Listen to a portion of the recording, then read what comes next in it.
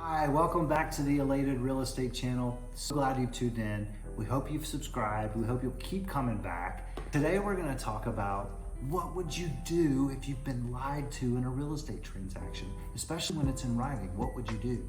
A couple of years ago, on a house I sold where the seller had misrepresented the current status of the septic system in a house that I sold to a buyer.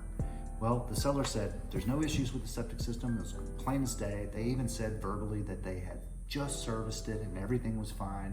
So we went to closing, everything closed.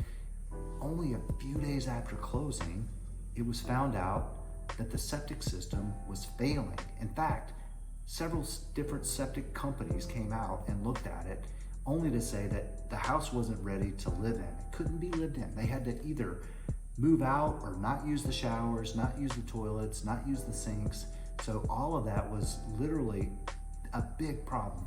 Well, the estimate they finally decided on was to use a septic company that was going to charge them over $9,000 to do that, all because the seller had told them the septic system was fine.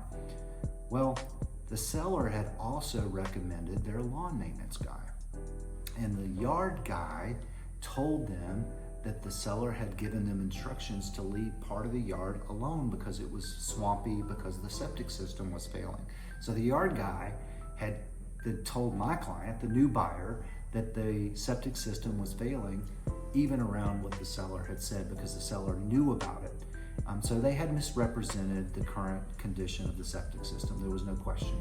So rather than take the seller to court, my client, the buyer, first wrote them a letter, sent them an invoice, explained the situation, told them that the yard guy had told them that the septic system was failing and that they knew about it. And would you believe that the seller of the house wrote them a check for the full repair, didn't ask any questions. They sent it only a few weeks later.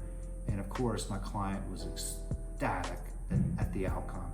So not all stories end that way, definitely, but rather than first go to court, first file a lawsuit, ask the seller what's going on, ask the seller if they're willing to make it right, and a lot of times they will. Glad you're tuning in. Thank you for coming to the Elated Real Estate channel. Hopefully this story has been helpful. Hopefully you'll keep coming back. Hopefully you subscribed and shared our channel, and thank you so much. We're elated. We hope you will be too.